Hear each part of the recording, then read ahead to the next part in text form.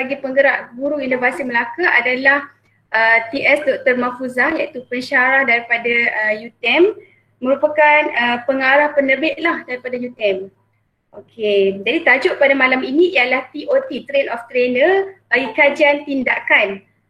Jadi saya ingin memperkenalkan teruslah kita punya tetamu terhormat pada malam ini, iaitu Dr. Zailah binti Zainuddin. Apa khabar Doktor? Alhamdulillah, thank you. Alhamdulillah, sihat. Doktor memang dah ada banyak cucu dah, tapi sentiasa tengok manis je. 3 cucu dah. Okey. Jadi Dr. Zailah merupakan pensyarah cemerlang, grade khas C. Bukan senang untuk dapat grade khas ni. C ni doakan kami semua doktor untuk dapat apa yang doktor dapat ni. InsyaAllah. Grade khas C untuk subjek kajian tindakan. Good. Memang terbaiklah insyaAllah. Jadi doktor ialah pensyarah daripada Institut Perguruan Raja Melewan Negeri Sembilan. Bila saya up dekat Facebook doktor, ramai yang kata doktor merupakan pensyarah mereka lah, kawan-kawan saya tu. Saya kata sangat beruntung saya jadi moderator pada malam ni. Okay, jadi untuk itu saya serahkan meeting kita pada malam ini untuk doktor perkenalkan tentang kajian tindakan kepada guru-guru yang ingin belajar dan ingin belajar dan tambah lagi ilmu tentang kajian tindakan ini sendiri. Okay, dipersilakan doktor.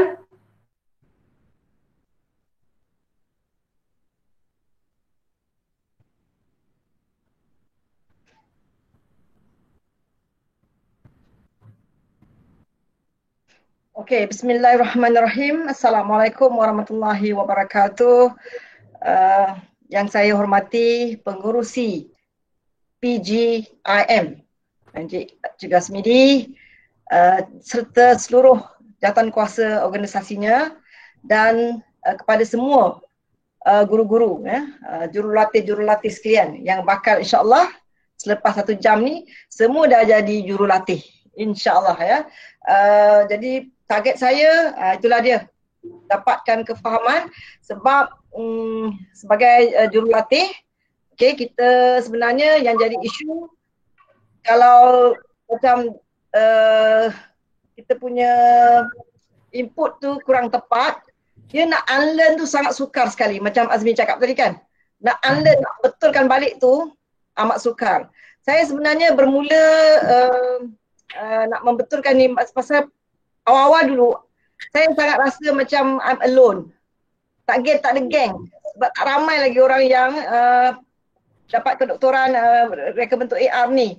Tapi saya bersemangat pada 2 orang anak murid saya lah, Dr. Syafiq dan juga Dr. Satirah ni yang saya coach ya, yang saya bimbing sampai dapat PhD. Jadi saya tiba-tiba saya rasa confident, semangat. Saya kata jom kita perbetulkan balik sebab bila saya lihat dalam internet terlalu banyak kekeliruan kan, dah tak boleh amat sukar ya nak mencari AR yang betul-betul tepat lah dari segi konsepnya. Yang penting tu konsep tu, konsep. Alright. Jadi saya harap individually, okay, you all ambilkan satu kertas, buat 3 kolom macam ni.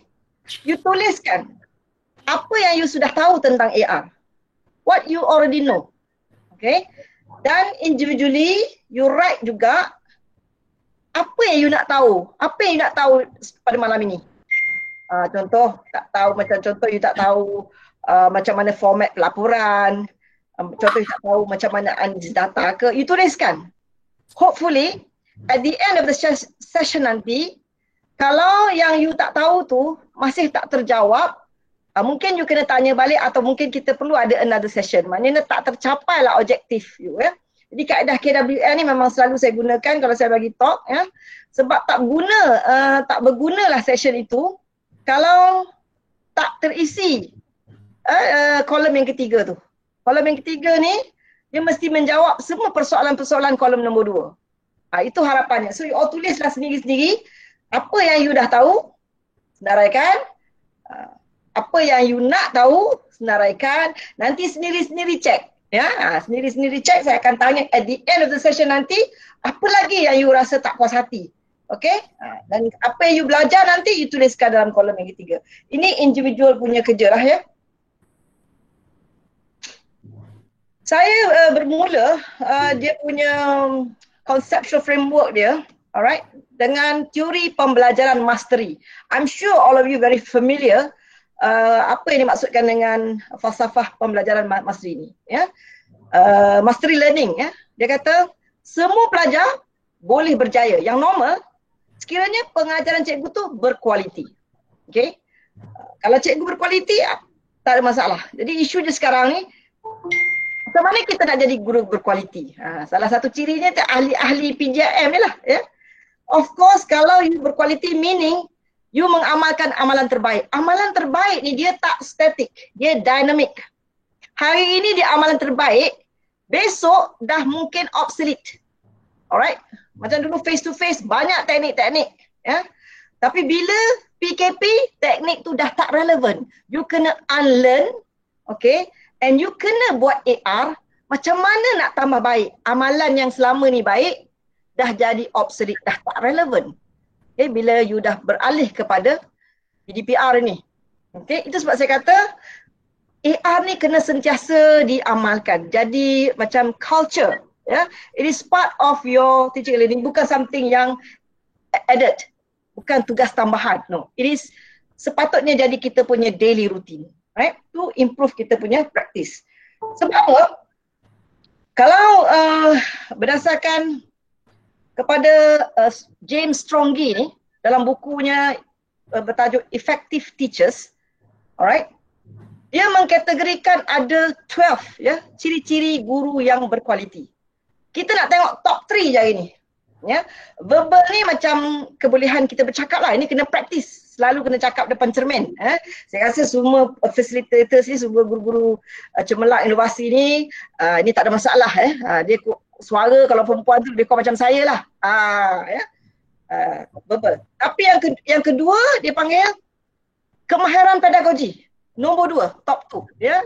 Dia kalah dengan kelulusan pun. Maknanya sertifikat tu bawah lagi. Number 1 verbal, number 2 isu kemahiran mengajar tu. Okay. Yang di sini yang kita kata, bila kita kata kemahiran mengajar itu, yang ini yang kita boleh improve melalui kajian tindakan. Okay. So tengok di mana kajian tindakan tu very sangat close, sangat penting. Sebab dia jatuh nombor 2. Dia kalah walaupun you hebat si content knowledge, you content knowledge nombor 4. Ya. Ilmu kandungan ni nombor 4. Sijil you nombor 3. So kita sekarang ni nak improve kita punya kemahiran pedagogi, caranya ialah melalui kajian tindakan. That's why kajian tindakan is very important. Okay. If you have question, you can stop me at any time. Okay, this is TOT. Okay, boleh. Alright. Okay, so jadi saya boleh definisikan guru ini, saya yang buat definisi ni, saya tak ambil pada mana. I believe that effective teacher are those who practice the best practice. Okay? Bila kita kata amalan guru itu, bukan saja bermaksud pedagogical skills, but kadang-kadang guru juga ada jadi penolong kanan, ada juga jadi guru besar, ada juga jadi guru disiplin, apa sajalah amalan dia. Macam saya pensyarah, ya. Mungkin dari segi pedagogi, mungkin dari segi administration, ya, co-curriculum, asalkan dia jadi amalan, ya. Alright. Kali ni saya selalu saya nak introduce tentang konsep inovasi, because you are inovasi people. Okay, saya ambil ini definisi ini daripada slide daripada JPA, ya, Kementerian yang KPM guna untuk transformasi minda punya program. Ya. Saya sebagai penceramah, saya ambil slide ini daripada JPA punya lah. Apa yang dimaksudkan dengan inovasi? Jangan kita salah faham, ya. Selalu orang kata inovasi ni kena cipta benda baharu. Kalau tak cipta benda baharu tu bukan inovasi, ya. Kasih definisi inovasi. Inovasi kaedah mencari jalan menghasilkan produk atau perkhidmatan yang lebih baik, ya, melalui pengubahsuaian ataupun penambahbaikan. So meaning if you are in innovation, okay, you kena very close to action research. Because action research will help you to do improvement, penambahbaikan. Alright? Dia beza dengan creativity, okay? Creativity ni kebolehan mencipta, mewujud, menghasilkan sesuatu yang baru atau dalam bentuk baru melalui kemahiran imajinasi. Itu beza kreativiti dengan inovasi. Alright, so kita nak fokus je sebab you orang inovasi, jadi you kena faham maksud inovasi. Ini bukan inovasi saya punya definisi ya. Saya ambil saja slide daripada JPA. Ya. Untuk semua penjawat awam memang diberikan kursus ini. Okay, mungkin siapa yang baru nak sah jawatan memang dilaluilah kursus ini ya. Iaitu kaedah mencari jalan menghasilkan produk yang lebih baik melalui penambahbaikan. Pengubahsuaian ataupun penambahbaikan. That's why AR ini bukan you nak kena cipta something yang baru. That's why bila kita buat kajian tindakan tu, kita kena buat sedetail mungkin. Apabila you bentang, harapan you adalah orang ambil kita punya inovasi itu atau kita punya tindakan itu, intervensi itu untuk mereka apply. Kalau you buat hari ni dekat Melaka, mereka nak apply pula kepada sekolah orang buta, for example, ataupun orang asli, for example. Dia probably need to do some modification on your, of course bila kita ambil sesuatu orang punya kerja tu, you kena quote lah, kena buat rujukan lah. Itu biasa. Alright? Okay, ini supaya you tak tension orang inovasi ni. Mesti nak dapat something baru, tak boleh lah aku inovasi kan. Semua nak jadi Bill Gates lah. Itu sebab kalau you tengok negara-negara maju, diorang banyak buat reverse engineering. That's why they are very fast. Macam you tengok sekarang ni siapa beli kereta X70 kan. Ui, sikit punya. Saya pergi test drive itu, mula nak beli X70. Memang you tak boleh match dengan mana-mana kereta mahal. Ya? Sebab apa dia pakai reverse engineering? Okay, dia ambil ni, semua dia ambil orang puji, dia jadi yang the best. Tapi nak order 3 bulan kena tunggu. Saya tak sanggup tunggu, saya beli Volkswagen. Tapi kalau nak ikutkan bila saya test drive, memang canggih X70. Tapi saya tak sabar kan, saya nak kereta baru. Okay. Orang Korea pun sama. Ya, China pun pandai. Dia ambil teknologi orang, dia tambah baik. Sebab orang yang tiru ni dia lagi untung. Dia boleh modify lagi, dia dah tambah idea, dia ambil idea orang, dia tambah lagi. Itulah inovasi. Alright? Tak payah tension. Nak cari idea baru. Okay? That's why saya sangat kagum dengan orang inovasi ni. Ni kan belum, sebab saya ni nak masuk tajuk AR ni, dia nak kena dulu bagi background akar dia kukuh sikit kan. Baru nanti saya nak bawa ya. Tak banyak orang kata, oh saya ni sangat berpengalaman, lah saya ni orang 30 tahun pengalaman, mana boleh orang umur macam Aniza ni nak challenge aku kan. Jangan takut ya orang-orang muda ya. Experience is nothing. Ada orang 30 tahun pengalaman, dia punya 29 tahun tu, dia 1 tahun tu diulang 29 tahun. Jadi 30 tahun. Benda tu yang dia buat. Cikgu muda mungkin ya. Dulu saya nasihatkan SIC. Orang SIC takut. Doktor macam mana ni nak pergi, dia kata nak pergi tengok cikgu-cikgu G54 tu, saya baru 48. Saya kata, ya. In education, it is not the experience. Ya. Dia, kalau kita yang penting kena improve selalu. Improvement, penambahbaikan. Bukan benda yang sama you ulang, you kata you pengalaman. Alright? Kat situ kena faham lah ya. Jadi jangan takut. Ya, sebab you orang innovation ni, you are very good because you sentiasa improve your practice. Okay? Mungkin you boleh buka you punya mic. Kalau siapa boleh terangkan kepada saya, what is actually the difference between report and research? If someone can share dengan saya. Okay, kalau ada yang dah tahu nak jawab soalan doktor tadi, what is report versus research? Dia sama, tapi macam tak sama. Dia lebih kurang sama. Hari ni saya nak ajar buat research, bukan buat report. Ini banyak saya tengok orang dia kata kajian tindakan. Bila saya baca, dia bukan kajian tindakan, dia laporan saja. Laporan tindakan. Ya. So kena faham apa beza kajian tindakan. Kajian dengan laporan. Cikgu Azim ada nak jawab kot? Saya cuba doktor, boleh doktor? Okay, no problem. Boleh. Okey, so report ni doktor, kita hanya menulis bercerita sahaja tanpa rujukan doktor. Tetapi research ni, setiap apa yang kita perkatakan mesti disokong oleh dapatan-dapatan daripada kajian yang lepas ataupun literature review. Betul tak doktor? Oi. Orang inovasi ditanya tu betul je. Aduh, kalau saya buat ni bukan main susah dah dapat jawapan kan. Okay. Bezanya satu je ya. It will become an academic paper bila dia ada literature review lah. Dia bezanya itu je. So kalau you punya AR tak ada references, tak ada rujukan, dia laporan tindakan sajalah. Okay, jangan nak action ya. So the idea is why you need to the literature review is daripada literature review itulah ilmu you bertambah. Okay, sebab you membaca. Benda ni lah yang akan jadikan you punya meningkatkan you punya profesionalisme ya.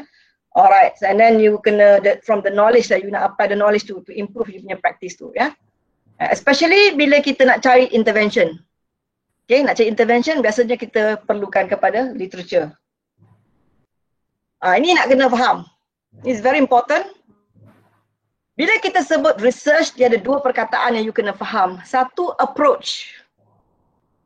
Dipanggil BM dia pendekatan, approach. Kalau dari segi approach, dia ada dua. It's either quantitative or qualitative. Tu jangan kita kata saya menggunakan reka bentuk kuantitatif. Tak betul lah. Ya, you kena tahu apa beza approach and design. Ya. Kalau approach ada dua, quanti ataupun quali. Tapi kalau design ada banyak. Research design ada banyak. Okay, kalau dalam kuanti tu yang sangat tua umur dia punya reka bentuk ni eksperimen lah. Dia berasal macam kita buat eksperimen sains dululah. Nak mengkaji hubungan antara panjang bandu dan berat kan.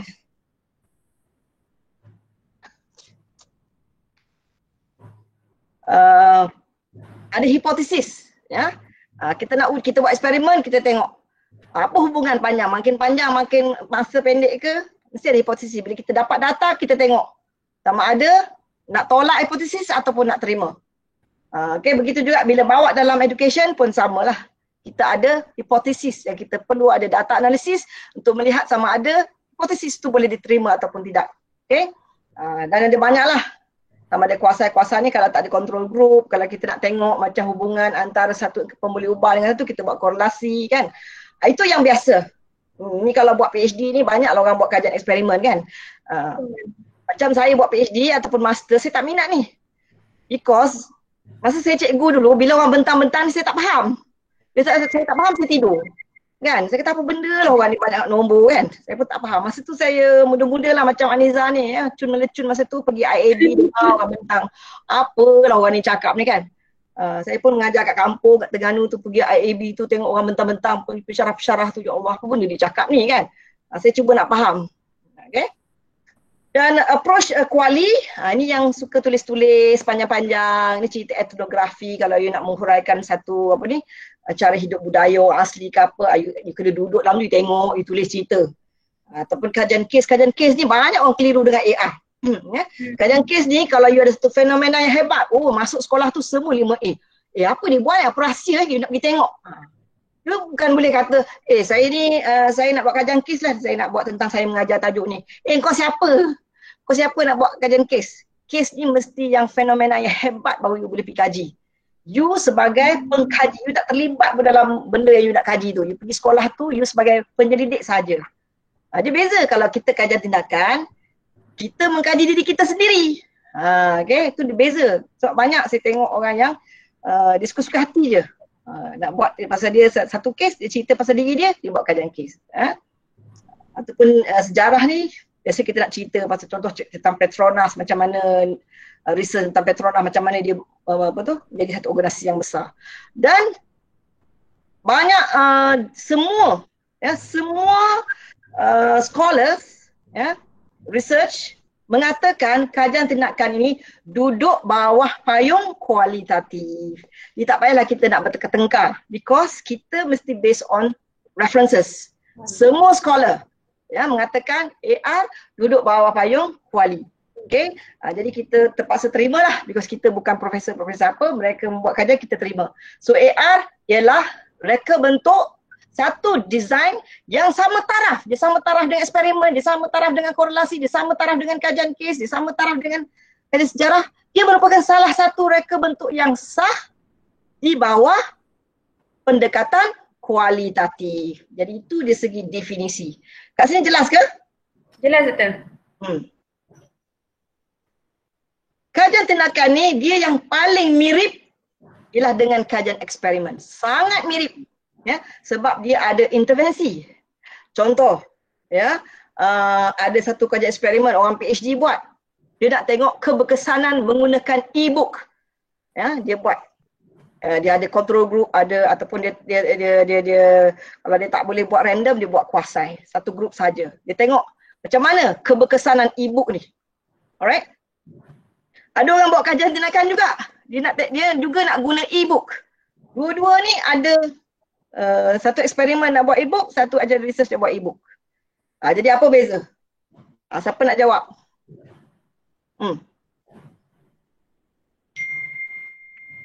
Saya nak jawab. Kalau pengurusi salah ni, turun banget. Jangan jadi pengurusi. Okey doktor, intervensi ni dalam kajian eksperimen ni sebenarnya kita nak uji kebersanan produk tu, sejauh mana ia berkesan. Tetapi dalam kajian tindakan intervensi tu tidak diuji. Saya pergi mana-mana, profesor pun tak boleh jawab tau. Hebat betul orang inovasi ni kan. Itu je beza dia. Right? That's why kalau macam saya saya buat gondang lah, buat gondang. Okay. Saya nak buat gondang ni, saya nak ajar dia macam mana nak buat gondang ni. Ataupun saya nak tunjuk macam mana saya guna e-book. Macam mana saya mengajar menggunakan e-book. Saya nak tunjuk saja, nak cerita. I'm not interested. Saya tak nak masuk bertanding rendang. Nak tengok kesedapan rendang ni. Bagi saya sedap. Walaupun bagi you sedap, Azmidi buat, dia mungkin tak suka sebab I punya pedas. Tapi bagi I pedas. That's why kita bukan nak tengok dia punya sedap tak sedap ataupun nak tengok berkesan ke tak berkesan. Ya? So beza dia tu saja. Dalam eksperimen you kena uji. Uji pakai apa? Kena pakai statistik inferensi dipanggil. Statistik inferensi dah ada hipotesis. Okay, dan sama ada hipotesis tu you terima atau tidak. We are not interested. Kita cikgu-cikgu, saya dah berapa lama dah saya tak minat yang ni. Sebab saya percaya dalam education ini, dia tak ada satu teknik you buat, you buat generalisasi ni lah bagus. Bila you buat kat kampung orang asli, dia mungkin tak bagus. So nak buat apa you tunjukkan benda ni bagus sangat? Tu sebab kalau you buat kajian tindakan, tak payahlah you nak sibuk-sibuk nak membuktikan bagus sangatlah. Nak bersusah payah menceritakan betapa bagusnya. Kan? Kita hanya tunjuk resepi. Sekarang ni kita tak ada lagi YouTube channel yang ada semua resepi-resepi cara-cara mengajar ni. Macam kita masak lah kan. Saya masak kuih ketiau kungfu Cik Nong. Kan? Saya tengok. Saya buat pula. Tapi saya tahu lebih sikit cili. Cik Nong punya tak ada cili. Saya punya saya tumbuk banyak sikit cili api. Kan nak bagi pedas.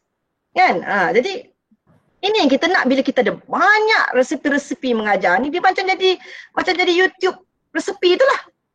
Kita tak ada nak memanding-mandingkan kuih tiaw ni lagi sedap daripada kuih tiaw tu. Nak buat apa? Kan? Tapi kalau peringkat PhD tu dia nak mencari keberkesanan tu, biarlah dia buat. Dia nak buat generalisasi. Kan? Dia nak buat generalisasi. Macam contoh apa generalisasi? Dia kata bila dia buat tentang e-book. Dia kata guna e-book ni sangat berkesan. Maka kita nak buat dasar, bermula tahun depan kita nak pakailah e-book ni. Okay? But I don't believe that one thing will fit everybody. Dalam education, dia very natural setting. Kan? Kat sekolah ni macam ni, sekolah ni macam ni. Dia tengok pada suasana, tengok macam mana orang dia. Kan? Orang yang mengajar tu macam mana. Okay? That's why saya tengok banyak kajian-kajian kat internet tu. Saya tengok, dia buat mengkaji keberkesanan. Tapi dia pakai kajian tindakan. Tapi dia mengajar sendiri. Betul dia kata bagus. Kan jadi saya pun terpinga-pinga juga tapi saya ignore kan.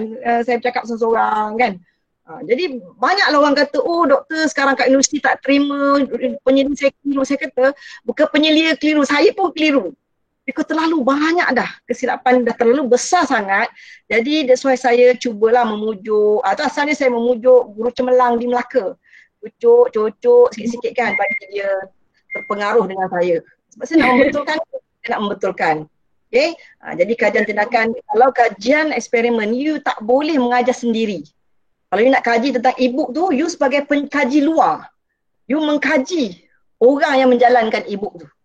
Tapi kalau kajian tindakan, you melihat, you mencerita ke orang macam mana I guna e-book dalam pembelajaran fizik I ni. Okay? Boleh jelas ya? Beza. Dia sangat mirip ya, dia sangat mirip, banyak kekeliruan.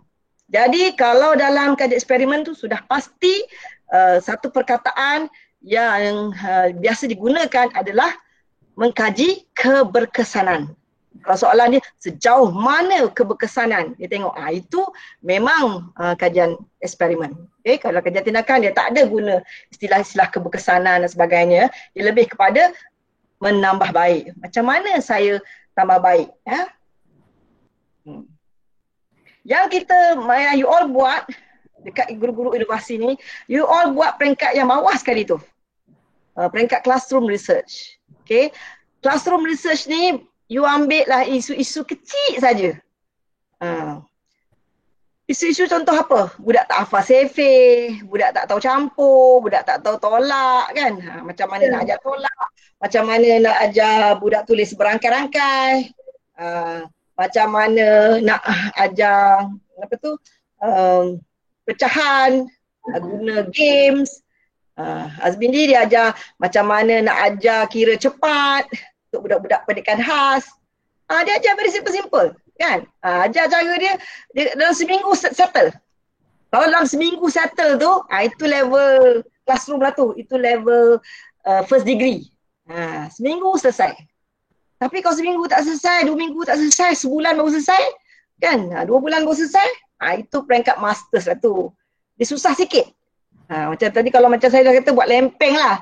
Lempeng kan, ambil tepung campur air bergaram, peng kan, garanti jadilah 5 minit boleh makan lempeng. Itu kalau you bawa tu, you pergi you buat master, itu dia kata orang tak terima, lepas tu dia marah pula, mengadu kat saya. Penyelia saya tak terima lah doktor kajian tindakan ni. Dia marah penyelia pula kan, ingat saya mesti sebelah dia punya. Aku marah dia balik. Kau buat lempeng Memanglah. Ramai orang bawa research kat saya, memang saya reject terus lah kalau peringkat nak buat master sektor ni. Bukan, tak boleh buat macam ni. Sebab dia biasa buat classroom level, universiti dia bawa yang classroom level tu, memanglah marahlah penjarah tu. Dan dia kata AR ni tak bagus kan. Jadi kita kena tahulah bawa diri. Okay? Kalau level masters ni tak boleh yang macam tadi. Tak boleh yang nak mengajar pecahan pakai games tu. Tak boleh. Kita kena cari isu yang besar. Contoh apa isu besar? For example, sekarang orang nak buat critical thinking. Macam mana nak memupuk kemahiran berfikir aras tinggi. Kebat. Kebat ni seminggu tak boleh selesai tau. Bukan mudah. Nak bagi orang berupaya, contoh nak buat kreativiti, menjana kreativiti. Ini seminggu tak selesai punya. Ini level masters lah. Kan? You kena ada lah, dan you kena buat modul ke benda, bukanlah macam you ajar pecahan tadi. Sikit je. Kan? Tapi kalau besar lagi, besar ni setahun tak settle. Kalau masters dia biasa masa setahun, maknanya intervention tu dalam sebulan 2 bulan lah. Sebulan Tapi kalau PhD ni dia bagi cuti 3 tahun tau. Mesti sekurang-kurangnya setahun you nak buat. Setahun nak buat ni biasa you nak, macam mana kita nak buat satu culture, atau you nak buat kelas PAK 21, you nak buat TS 25 punya school, you nak membina sekolah kan, macam mana you nak inculcate satu apa dia panggil adab. Setahun you boleh tukar, transform sekolah tu, budak-budak jadi semua beradab. You nak promote PLC, budaya ilmu, ini semua makan setahun. Ini baru level kedoktoran. Bukanlah bukan kata kalau nak buat PhD dia mesti eksperimen. No. Kan? Sebab ramai di luar sana tak tahu lagi resepi macam mana nak buat pembelajaran bermakna. Macam mana yang 5 tu? Macam mana nak buat pembelajaran itu satu resepi tu. Macam mana nak buat nak promote creativity dalam kerangan. Macam mana orang nak buat sajak dia timbul idea-idea tu. Macam mana nak buat? Kan? Itu tak ada lagi resepi. Cuba cari. Kan dalam konteks Malaysia. Kan? Macam mana you nak sekarang ni PDPR? Macam mana nak buat engagement dalam talian? Ini seminggu tak boleh selesai ni. Kan? Siapa sekarang ni bila dah dia panggil normal baharu ni, banyak resepi-resepi baru yang kita nak. This is where kita nak kena rancakkan AR ni. Because daripada AR ni nanti, you dengan sengaja berfikir ke arah nak menambah baik. Purposely, you plan to improve. So improvement ni dia bukan besoklah I nak improve. Dia mesti rancang. Bagaimana nak rancang? Mesti melalui kajian tindakan. Dia memang specially tailored, specially designed for improvement. Tapi level apa? Tengok janganlah buat you nak buat classroom, janganlah buat yang sampai you nak buat TS25 tu. Mana guru besar ataupun penolong-penolong kanan ke, ataupun you sebagai seorang cikgu, you nak buat PhD. Ya, you kata kat cikgu, tahun depan saya nak buat PhD lah. Bagi saya penyelaras TS25. Macam kena ada. Saya nak jadi penyelaras TS25 ataupun saya nak buat master lah cikgu. Tahun depan saya booking saya nak jadi penyelaras PLC. So, saya nak buat research macam mana kita nak membudayakan PLC di sekolah ini. You volunteer lah. Jadi penyelaras apa? Then you boleh buat projek. Kan? You ada. Dan then you cerita macam ni buat tu. Kan? Okay. Kalau ada apa tak faham boleh tanya Terima kasih doktor, banyaklah resepi doktor bagi tu. Kita ni guru PGIM ni nak kena buat macam Cik Nong tu. Resepi. Kan. Saya tengok Cikgu Helmi dalam YouTube dia, kan. Banyak resepi-resepi. Resepi-resepi. And then kalau orang kan, kalau kita meninggal lah, kita tinggalkan resepi PDP ni. Orang pakai pahala dia, kita dalam kubur, kita tunggu je. Orang klik, orang pakai ting ting ting, biasa kita kutip je. Ilmu ni manfaat ni, Masya Allah ya. Dah 7 kaki dalam pun masih sampai kat kita. Insya Allah itu sebab ya. Kita kena berlumba-lumba lah buat AR ni. It's either you can do it individually, macam yang macam ni ya. Biasanya kita buat classroom ya, classroom based. Or you can do administration based, macam mana you nak melaksanakan perhimpunan yang berkesan, kan? Macam mana you nak melaksanakan co-curriculum dalam talian, kan? Banyak kesilapan orang buat AR ni, dia pergi tengok masalah budak. Budak tak faham CV, maka saya nak buat. Okay?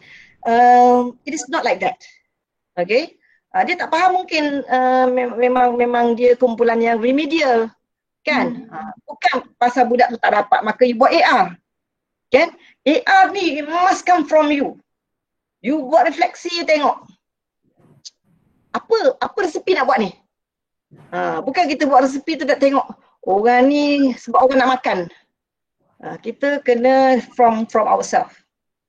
You kena fikir tentang mana, apa benda yang aku nak improve ni. Sebab kalau you dalam bidang you, macam saya lah, saya ni pencerah cemerlang kajian tindakan. Kalau saya tak faham, saya faham sikit-sikit je kajian tindakan ni.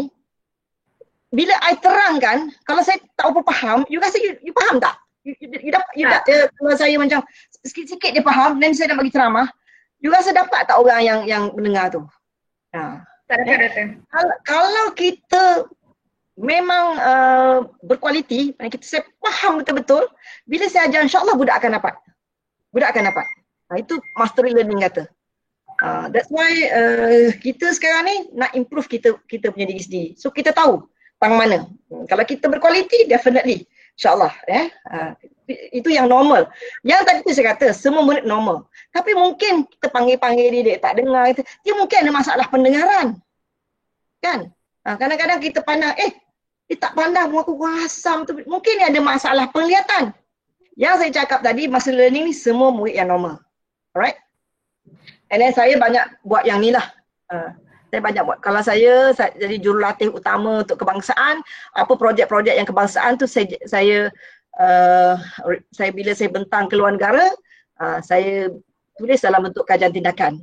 Okay, contohnya baru ni saya present dekat UNESCO bagaimana Malaysia membantu sekolah-sekolah berprestasi band 6-7 dengan program School Improvement Specialist Coach. Jadi saya jual program SIC tu ke luar negara.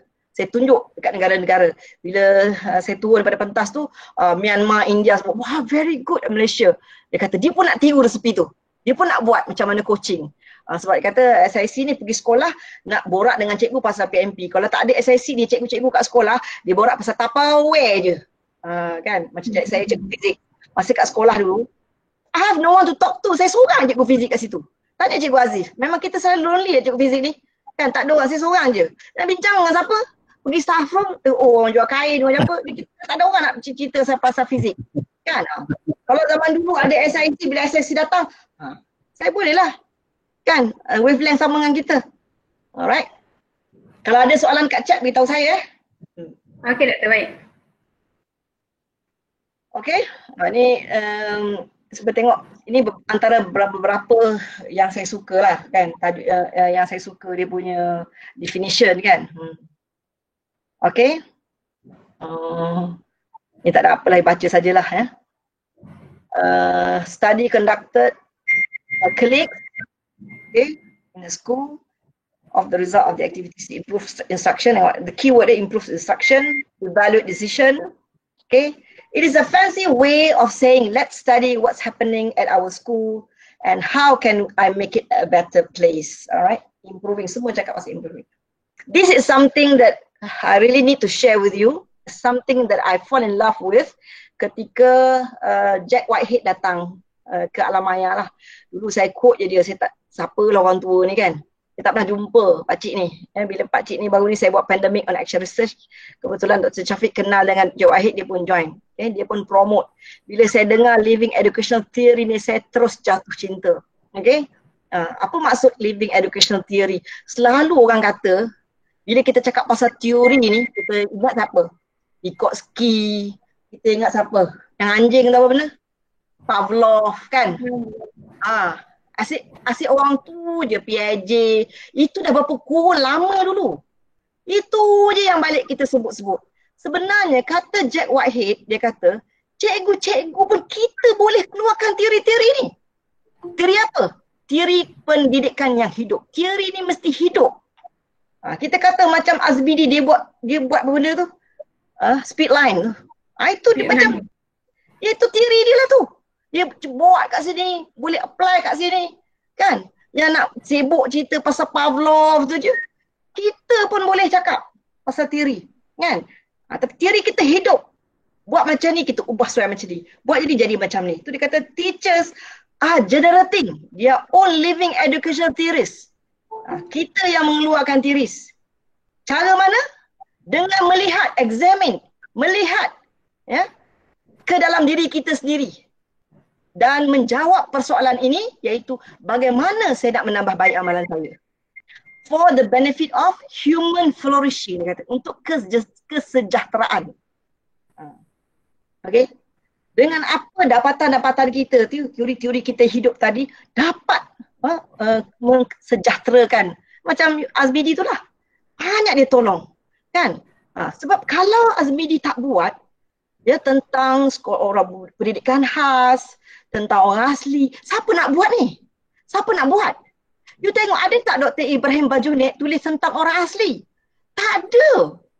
Orang asli ni cikgu lah yang mengajar. Orang asli tu cerita. Itulah living educational theory dia.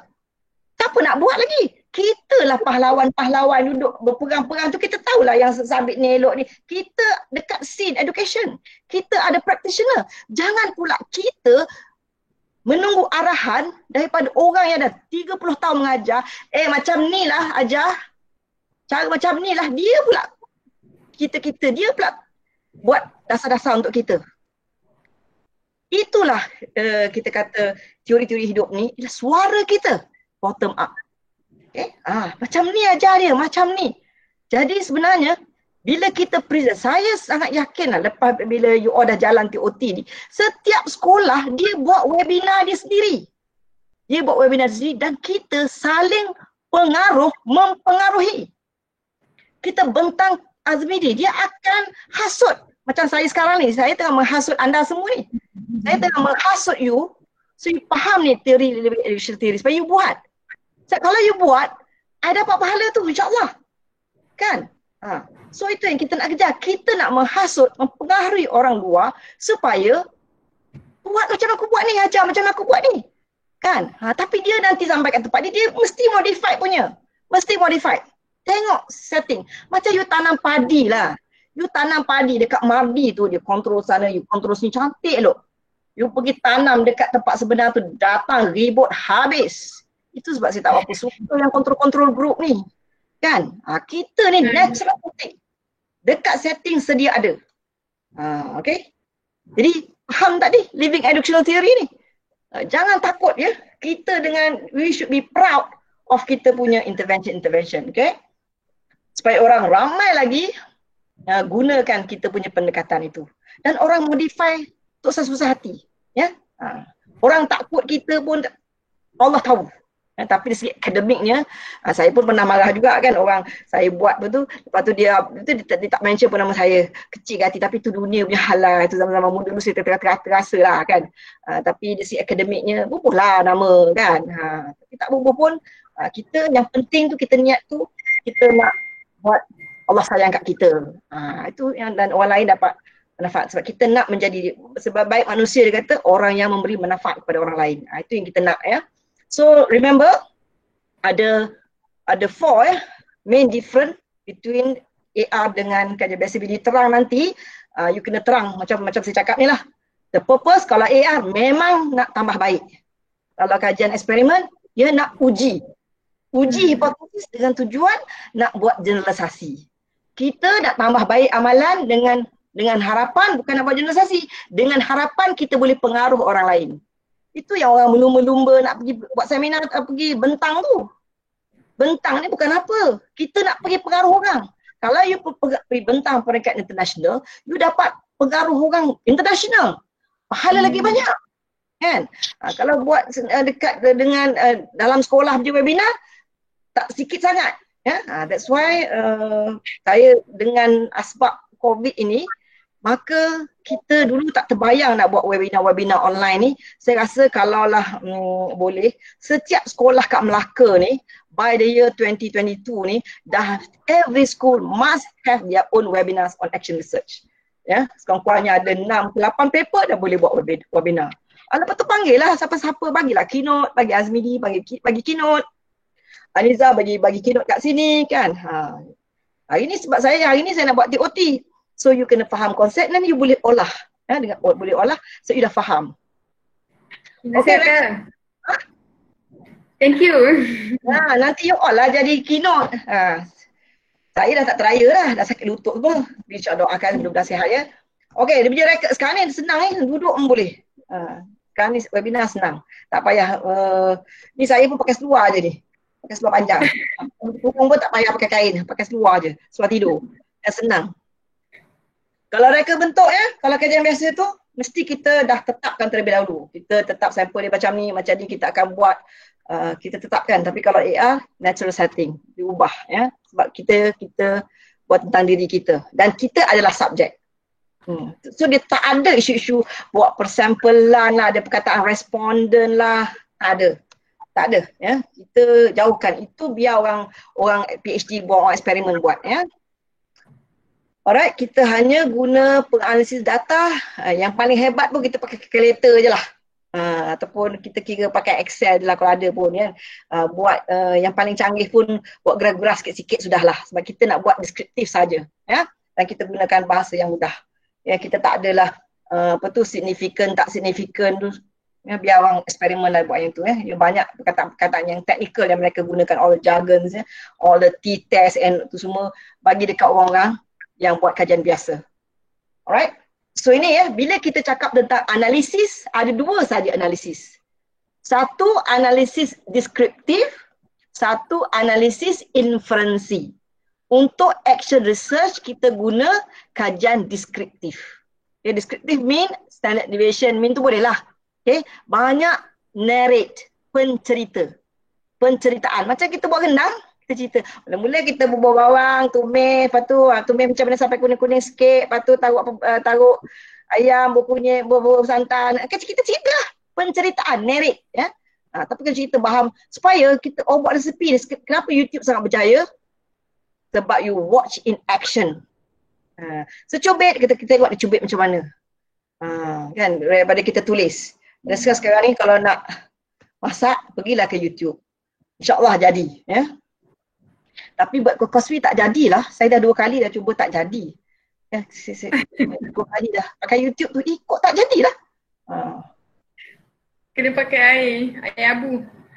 Dah pakai dah. Tak jadi juga. Tak boleh. Aduh. Oh, tak jadi. Kecewa betul. Pakai Koswi. Doktor, nak buat AR tu doktor, nak buat aplikasi tu.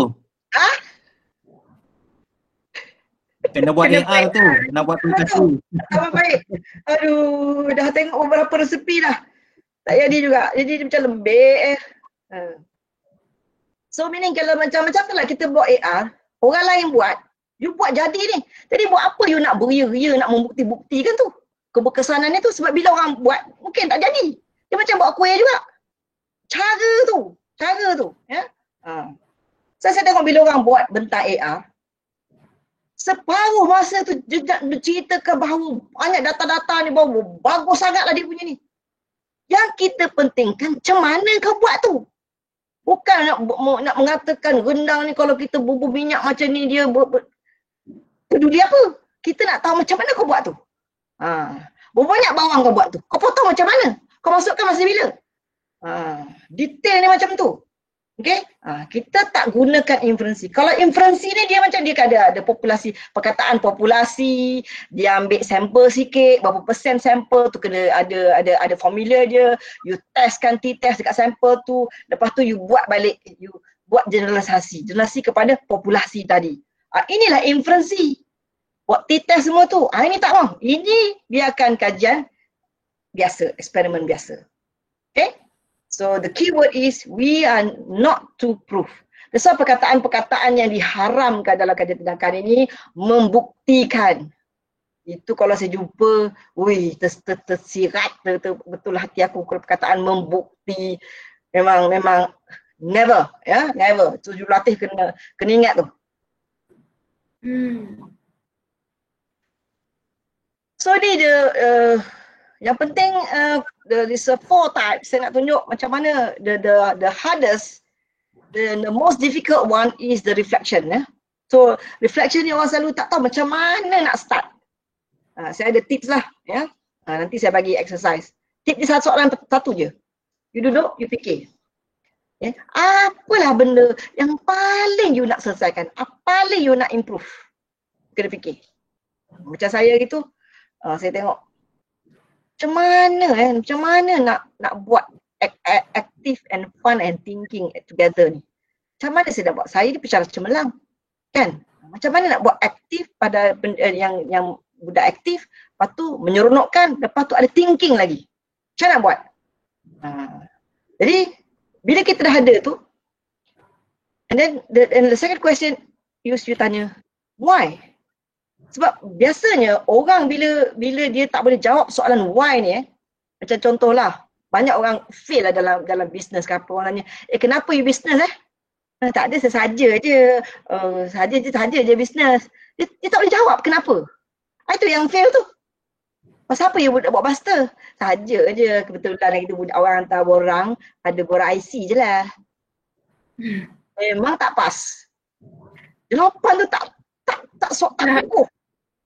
Kan, dia you tengok kalau orang berniaga tu, saya tengok Rosie siapa ke yang sendayu tinggi tu, kalau you tengok cerita dia dulu susah ditinggal suami, duduk laut, tak ada duit. Dan dia ada sebab kenapa dia nak bisnes. Memang hari ni kaya-kaya. Kan? Ada sebab tu. So that's why you have to answer. What is the challenge? Why is it a challenge? And what is the cost? That is a 3 question very important you need to answer. You have to think about tu yang reflection tu. What is the challenge? Why is it a challenge? And what is the cost? That one you kena kena dipanggil talk to yourself. And then you akan do some reading. Okay, what are the literature said? Betul lah baru ada elemen-elemen researchnya tu. Barulah akademik. Kan? Dan baru of course bila you tanya soalan ni, mestilah you nak kena membaca. Biasa orang kata, doktor saya tanya kat mana, macam mana nak cari intervensi ni? Carilah, tanya doktor lah. Saya kata, saya satu hari pun aku tak pernah mengajar sekolah rendah tau. Saya ni pensyarah cemerlang. Kan? Saya satu hari pun tak ada pengalaman dekat sekolah rendah. Kan? Apa tanya saya? Teori aku pandai lah. Saya kata nak tanya siapa? You tanya dengan cikgu. Nak cikgu penolong kanan tu. Cikgu tu, mana dia tahu? Kan? Dan siapa sekarang ni senang je? Tanya Google je lah. That's why you need to do research. Kan? Macam nak buat active learning ni. Macam mana upper thinking ni macam mana? Kan? You baca buku, beli buku. Inilah elemen yang akan meningkatkan you punya pengetahuan. Ini yang jadi bila macam Azmidi kan, dia banyak dia punya literature tu, bila dia akan kukuhkan lagi you punya pengetahuan dalam intervensi yang you dah buat tu lah, kan. So you plan, bila plan ni mesti banyak reading. Kalau you buat PhD, kalau saya supervise, saya kata pergi baca lagi, pergi baca, saya tengok tak cukup lagi. Tu sebab bila kalau you buat PhD, macam PhD saya, yang tebal ni apa benda yang tebal ni? Yang tebal ni 90 muka surat literature review. 90 muka surat. Okay. Yang PhD dia tu yang bab membaca dia tu lah. Kan? Perancangan ni lama because you need to read and then you buat je lah. You act it out. You act. Siapa nak berhati? Sekarang rakam je lah. That's why tool for collecting data yang paling utama adalah kamera. Now you have to observe yourself. Okay. Banyak orang kata, nak kena buat ujian kat budak ke apa, tak. Ini yang data utama. Because kita nak study kita. Whatever we do akan ada impact good kepada budak. Tapi yang most importantly, kita nak tengok how we do it. Because yang ni nak tukar jadi cerita ni daripada rakaman tu. Nak cerita tak ada rakaman, cakap apa? Okay. So, you jangan miss because masa mengajar, you you tak sedar sometimes the thing you do. Okay, mata yang ini yang nanti, patutlah, then you akan faham lah. Okay, alright.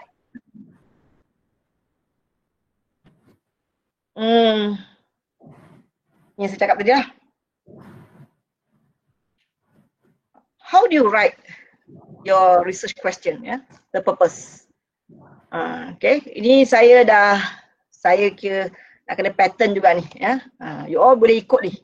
Saya punya cara ni, aku puas dah mikir macam mana nak bagi senang cikgu-cikgu. Kalau sebab saya tengok, saya buat ni sebab apa? Saya geram bila tengok ke internet, mengkaji keberkesanan, mengkaji, saya buat template ni. Saya ajar orang, ikut senang. Jadi saya pun tak sakit hati baca kat internet. Jadi kita cakap Melayu lah, cakap Melayu. Okay, tujuan ada dua cara. Tujuan kajian ini menambah baik, ni yang 1 to 10 nanti ni nak buat ni Tujuan kajian saya, you tak payah tukar ayat dah. Pening kepala. Nanti ini untuk first time lah, beginners kan. Nanti dah pandai buat ayat cantik sikit. Menambah baik amalan saya dalam konteks apa? Dalam konteks apa? Untuk melaksanakan AFT, kemahiran berfikiran taraf tinggi. Okay. Menggunakan apa? Menggunakan apa ni yang you kena research lah. Apa teknik nak pakai? Okay. Ataupun you ambil daripada research orang. Saya dulu buat PhD, senang je. Saya ambil research orang kat library tu. Sebab tiap-tiap research dia ada kat belakang itu, dia ada cadangan research masa depan. Okay? Dia ada kat belakang. Saya ambil yang tu lah. Saya buat PhD, saya buat extended research. Saya ambil PhD orang, saya sambung je. Okay? Tu saya buat habis PhD, tak sampai 3 tahun. Cerita kat orang. Kan? Lepas tu soalan dia tukar je. Sebab dia kan nak buat Kyoto Kung Fu. Bagaimana saya tambah baik amalan saya dalam konteks menjana kebaran berfikir ke, dalam topik pecahan menggunakan apa? Teknik 1 to 10 ke, tadi kita 1 to 10, right? Atau cara yang kedua, tujuan kajian saya adalah untuk mendeskripsikan atau menerangkan, to describe, okay? Describe apa? Kaedah dari ingatan menggunakan apa visa association ke, okay? Itu cara bagaimana saya melaksanakan, menggunakan ataupun menggunakan apa. Okay, you won't go wrong. Kalau ditulis mengkaji keberkesanan dan semua tu, okay. Ini saya tak sempatlah saya ingat nak buat. Ini beberapa contoh yang yang kami supervise dalam kita punya pandemic pedagogy itu, tengok. In English ya. Aim improving my practice, inculcating critical thinking in learning through IQFT. IQFT tu dia punya intervention. How did I improve my practice? Dia past tense past tense. How did I improve my practice in the context of inculcation critical thinking through IQFT? Very clear, jelas ya. Ini pun mula-mula saya baca ni pun saya pun tak faham. Saya betulkan ayat, ini yang saya dah betulkan. Macam mana saya menambah baik amalan saya? Melaksanakan pembelajaran inquiry. Okay? Macam mana nak menerapkan kaedah mingat survey? Menggunakan teknik Magic Square Method. Ini yang classroom level yang kecil-kecil kan, yang seminggu boleh selesai. Cuma kita nak belajar macam nak tulis kan, kita nak bentang. Ini yang salah. Tengok. Ini saya ambil kat internet ni, betul-betul saya ambil kat internet. Saya copy paste je. Tengok. Ini kajian tindakan ni, tajuk dia kajian tindakan. Cuba tengok dia tulis. Cikgu tulis. Aim to identify the effects. Memanglah bila sebut. Tu significant difference. Dalam AR tak ada perkataan ni. Significant difference tak ada. Examine the significant difference. Investigate the ability. Improving. Ini semua big no-no. Tengok tajuk. Oh, masa begitu mencemburu ya. Tajuk, cuba tengok tajuk kajian tindakan. Yang color-color tu kajian tindakan. Cuba tengok yang putih-putih tu. Ini semua yang tak betul ni. Mengkaji keberkesanan sistem. Tak boleh ya, keberkesanan. Keberkesanan kaedah pengajaran. Tak boleh keberkesanan. Ya.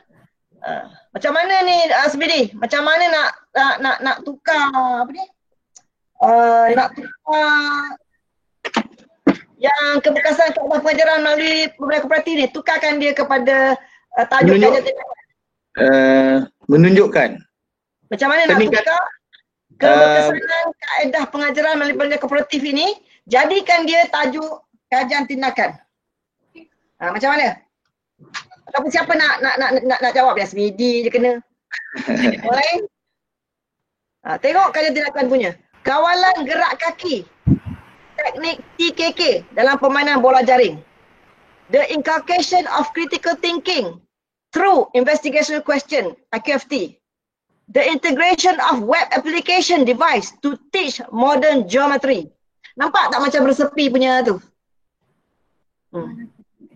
Dia cara resepi. Macam mana nak ajar critical thinking? Macam mana nak ajar guna web? Cuba tukarkan. Mana-manalah yang putih tu jadikan dia AR. Siapa nak cuba? Doktor. Siapa nak cuba? Cuba yang lain, penonton yang lain pun boleh cuba. Gunakan. Okay, contohlah yang pertama tu kan. Kajian mengenai keberkesanan sistem buku kawalan kelas. Very simple. Jadikan dia AR. Good evening, Doctor. Can I try? Ya, okey kau mati. Macam aku kenal je kau mati ni. Saya selalu follow slot, Doctor. Oh ya ke? Okey, tukar. Nak buat yang mana? Which one you want to do? I try the first one. Okay. Penggunaan sistem buku kawalan kelas bagi mengawal kadar konten kelas. Okay. 5/5 markah. Okay, next one. Siapa nak cuba?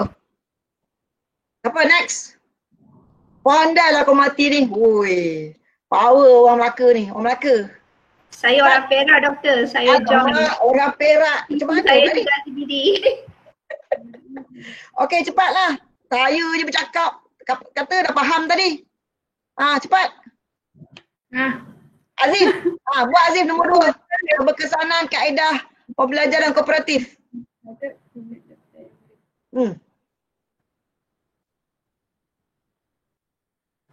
Jangan lama sangat. Masa dah habis ni. Semua Doktor, risau takut doktor. Mana Aziz Tapi nak ya, jawab? mana-mana nak.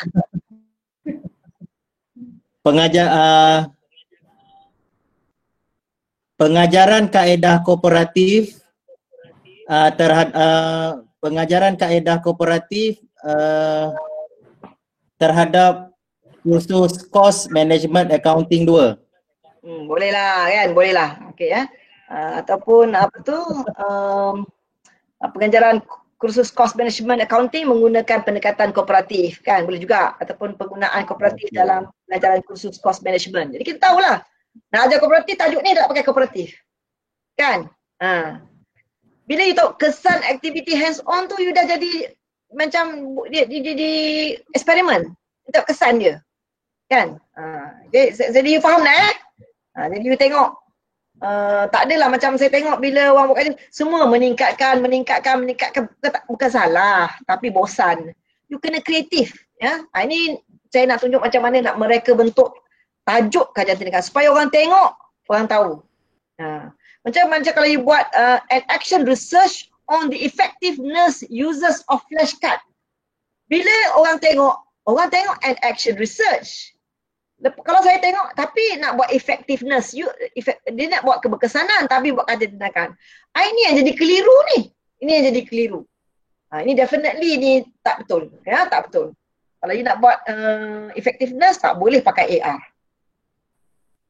Saya rasa sampai situ saja. Yang lain ni you all dah biasalah. Abstrak kan. Kalau buat AR ni pelaporan dia boleh guna apa-apa teknik. Tapi yang perlu ada, bila AR you mesti ada konteks. Konteks maknanya yang first perenggan, dua perenggan tu mesti cerita kalau you orang asli, cerita orang asli supaya orang dapat, orang tengok tu, oh ini dibuat, jadi faham suasana tu. You kena cerita konteks you buat tu because dia natural setting. Okay? Lepas tu you kena cerita apa dia punya tujuan tadi. Yang research question. Sebab itu yang nak dijawab nanti dalam dia punya perbincangan ya. Lepas tu you tunjukkanlah apa intervensi yang you buat tu, dia punya action. Dalam finding ni mesti ada reflection and juga perbincangan lah. Dan akhir sekali you punya conclusion. Ini saya tak kisah sangat. Tapi asalkan ada benda-benda ni you design lah sendiri ya. Okey, saya rasa sampai situ saja. Kalau ada nak tanya soalan. Okey, terima kasih doktor. Alhamdulillah. Adakah yang nak tanya soalan? Saya buka kepada soalan untuk doktor. Ini ya, yang perkataan-perkataan yang diharamkan ni. Persampelan, ujian pra, ujian post. Ini banyak sangat saya tengok ya. Ini yang paling saya geram sekali lah yang ni.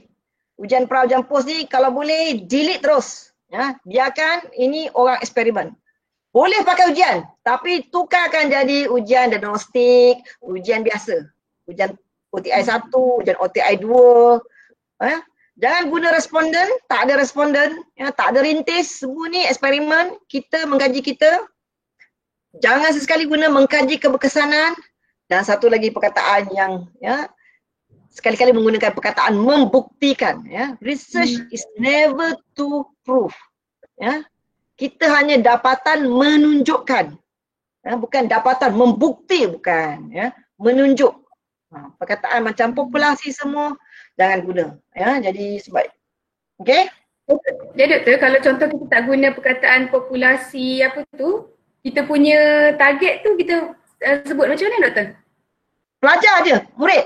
Oh, mention pelajar saja. Murid lah, murid. Student. Sebab you mengkaji diri you. You bukan nak mengkaji student. You nak mencerita dekat orang macam mana you nak gunakan pendekatan ni. Macam mana you nak guna kaedah ABC ni. Dia akan melibatkan. Dia sebab dalam abstrak nanti you tulis, macam saya tengok SBD buat dah ada cantik dah dia template tu. Pelajar yang terlibat siapa, data dikumpulkan, menggunakan apa, dan dianalisis secara deskriptif saja. Very simple like that. Jangan susah-susah. Okey, terima kasih doktor. Banyak yang ini yang bahagian konteks tu. Konteks dia ada ni. Your classroom, physical description, sekolah you, kelas you, budak you, supaya bila orang baca dia faham kenapa you buat tu sebab sekolah you macam tu. Okay? Kalau dalam research statement tu, you kena tulis lah macam mana benda ni, macam mana you tercetus idea ni, macam mana macam mana idea ni muncul. Kadang-kadang saya punya murid tu dia ambil gambar how dia datang, lepas tu dia ubah macam ni, cerita proses tu, jadi cerita tu jadi menarik lah. Dalam tiap-tiap bahagian ni mesti ada literature review, okay. Kalau dalam intervention ni apa you buat, kenapa you buat, apa data ada, macam mana you, apa kesusahan, apa kecabaran yang you hadapi. Sebab apa kita nak buat detail-detail ni, sebab supaya orang senang tiru. Okay, kita nak orang tiru. Okay, you boleh, kalau collect data, you boleh guna banyak-banyak lah. You boleh examine benda-benda buku ke, video tape ke, exercise book. You boleh juga buat apa ni, interview ke. Okay. Ini contoh orang buat, dia panggil video recording. Macam mana dia analisis. Okay. Ini yang buat peringkat PhD. Okay. Ini saya, macam mana kita collect data untuk diri saya ni masa saya buat rakaman. Saya tengok apa tu, macam mana wait time saya berapa kali saya puji orang, berapa kali saya guna idea pelajar. Okay.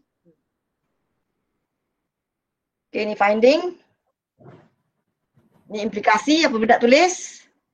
Okay. One finish with recommendation how teachers might use the action studied and suggest future action research in this area. Okay. Kena ada literature dalam setiap bahagian, kena ada literature review, masukkan. Ini contoh reflection. Okay. Gunakan APA 7 sekarang. Okay, cara tulis diagram macam tu lah. Tak ada apalah, ini semua boleh rujuk base lah. Yang penting yang saya nak cakap tadi, dia punya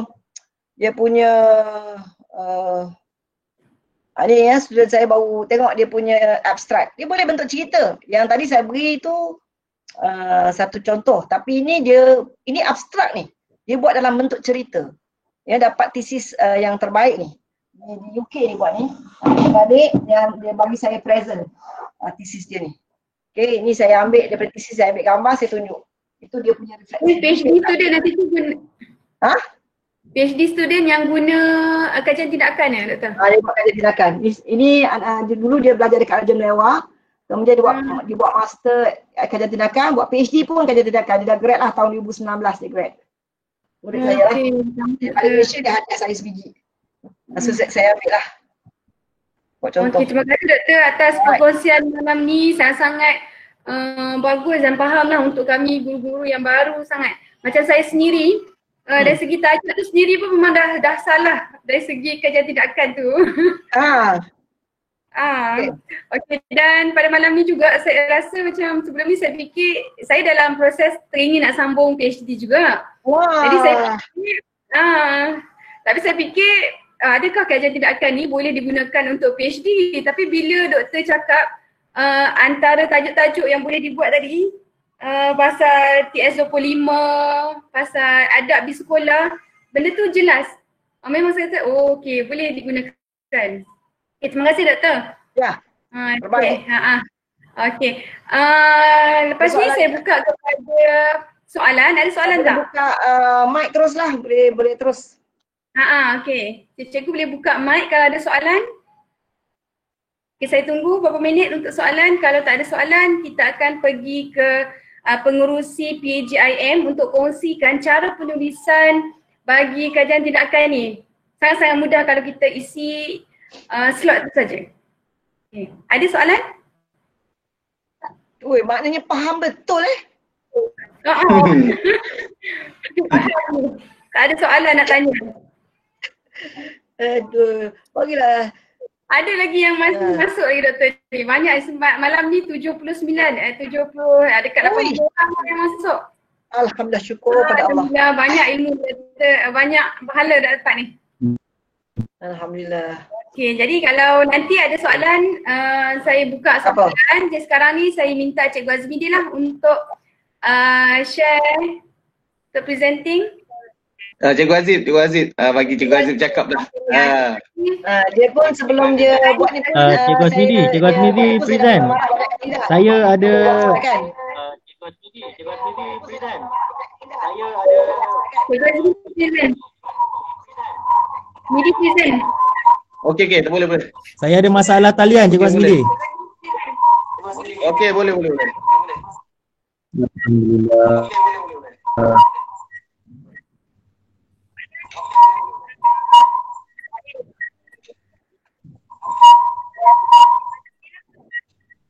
Azif, off mic Azif. Azif, off mic. Okey, sekejap. Yang dekat telefon tu. Aniza open kerangka tu Aniza. Okey, sekejap Bahan PowerPoint ni nanti saya akan bagi linknya ya.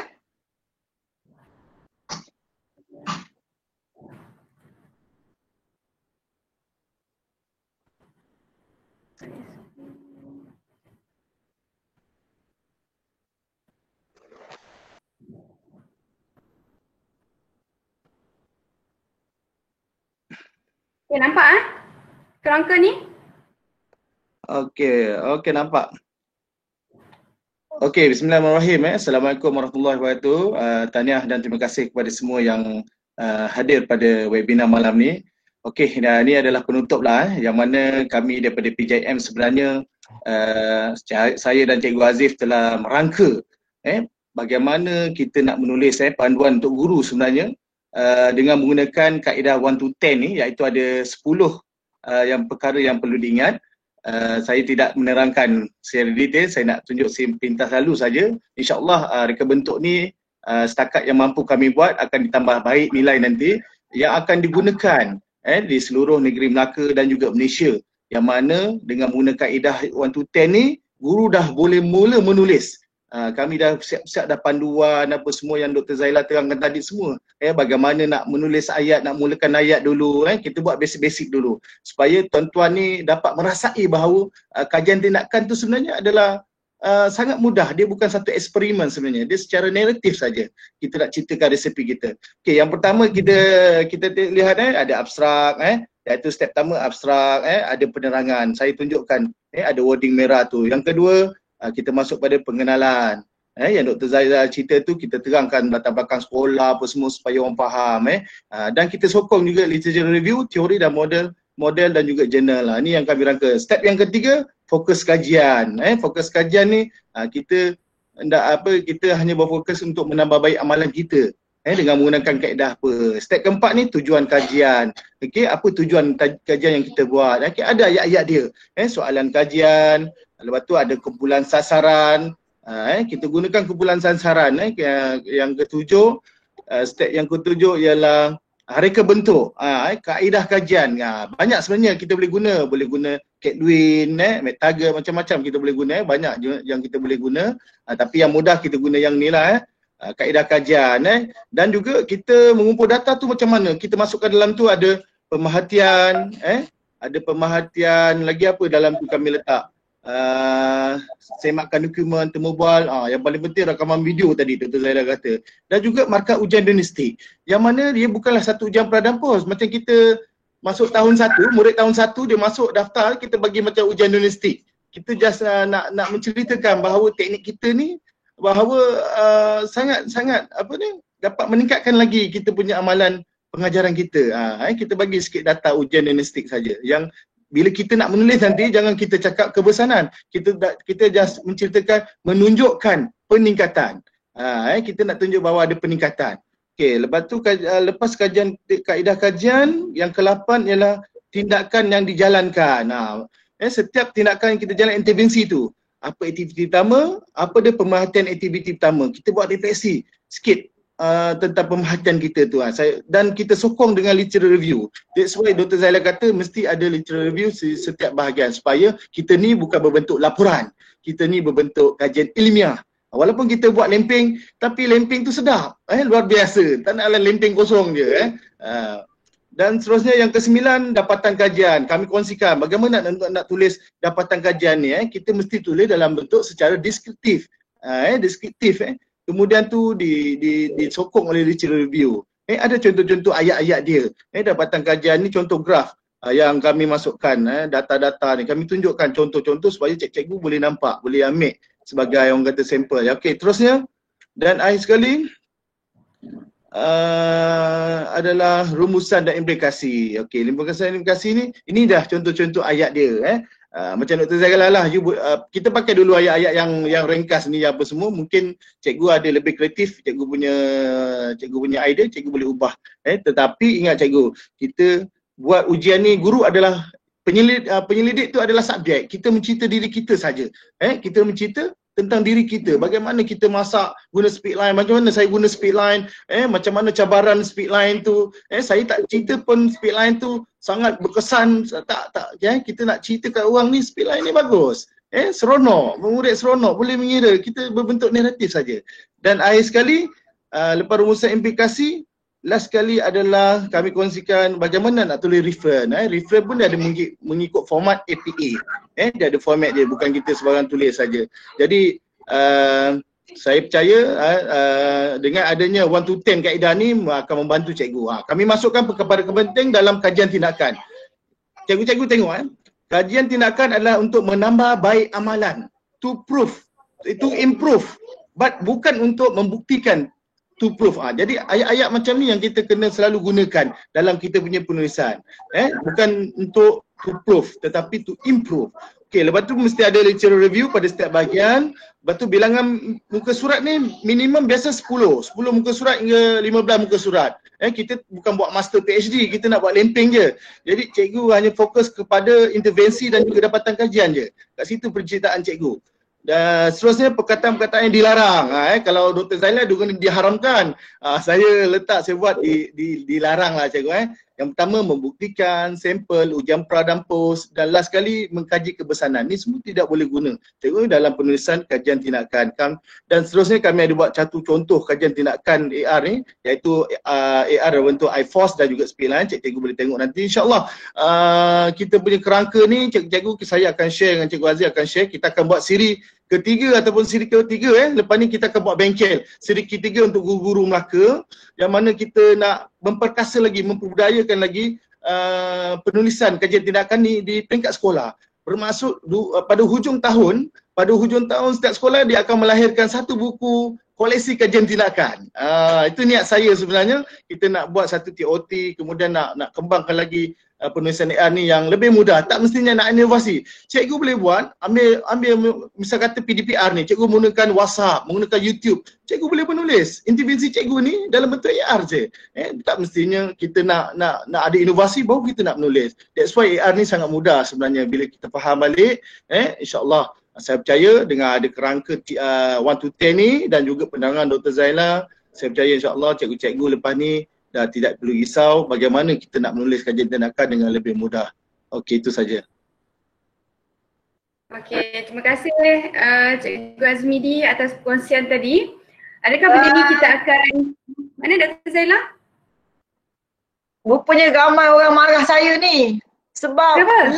link tak dapat masuk dalam poster kan. Saya banyak mesej. Dia kata link tu expired. Oh, ya ke? Jadi pensyarah semua dah marah saya ni. Kenapa bagi link expired? Dia kata Dr. Zaila cancel. Aduh, puan nak jawab kat dalam ni. Oh, ya ke? Masya Allah. Lagipun dalam ni pun tadi 80 orang, Doktor. Yalah sebab saya letak dalam link grup pensyarah kan. Saya baru minta maaf. Jadi make sure nanti rakaman ni bagi kat saya supaya saya boleh blast balik ke IPG ya. Okey, boleh Doktor minta maaf atas masalah link tadi. Saya mudah tengok dalam Telegram Dr. Zaila. Telegram mana Minta maaf lah. Ni orang Melaka punya pasal ni, dia sabotaj. Kita blast satu Malaysia, Doktor. Kita blast satu Malaysia. Apa Doktor? Apa aja? Sebab link yang lain dia bagi dekat poster tu kan. Saya dah sebarkan poster. Kita ada masalah teknikal tadi sikit, Doktor. Mohon maaf, Doktor. Jadi saya kena explain lah dekat saya punya IPG ya. Okey. Jangan lupa ya, link SPL KPM saya dah bagi. Okey, baik. Okey, baik Doktor. Minta maaf sangat Doktor pasal link sebelum ni tu. InsyaAllah recording ni kita akan bagi kepada Doktor dan semua rakan guru yang menyertai pada malam ni lah.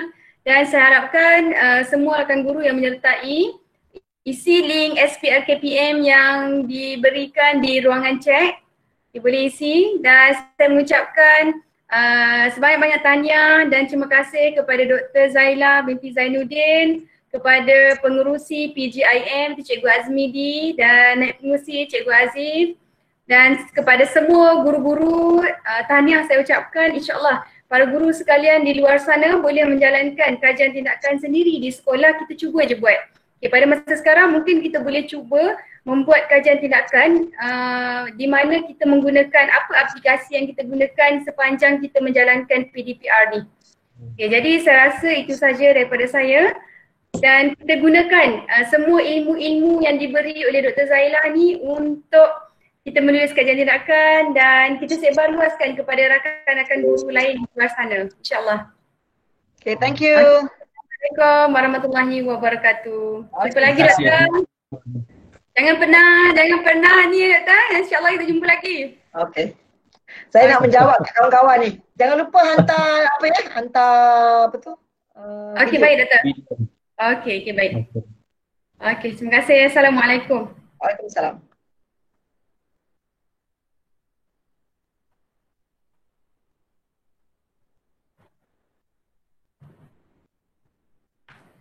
Sebelum terlupa nak tangkap gambar tadi. Azif nak tangkap gambar Azif.